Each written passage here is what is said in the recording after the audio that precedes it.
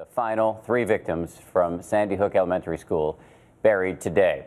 The National Rifle Association has come out to say that the real problem isn't guns, but instead violent video games. So we wanted to know, is there really a connection between virtual violence and real-world violence?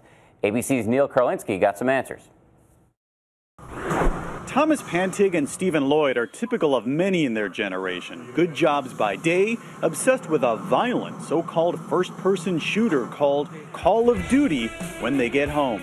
But is this just good fun, or is an entire generation being trained and desensitized to the act of shooting people? And just some people just go crazy. Dr. Chris Ferguson has conducted a series of multi-year studies of 11 to 18-year-olds to find out what violent games do to them. There's no evidence to suggest that exposure to violent video games is associated with violent criminal behavior. But Dr. Victor Strasburger says today's video games are more real, more intense than anything that's come before. Kids spend an incredible amount of time with the media. They see increasingly violent media. Why in this country would we spend $250 billion a year on advertising if we didn't think advertising affected people?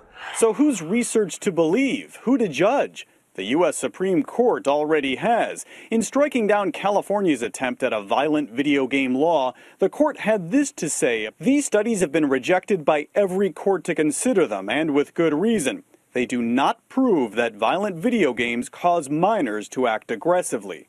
Bonnie Ross, a mother of 2 young children with her own concerns, also happens to run one of the most successful first-person shooter games around, Halo 4.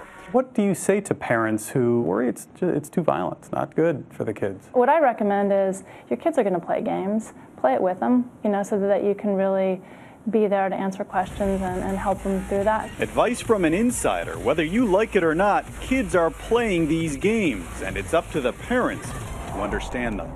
Neal Karlinsky, ABC News, Seattle.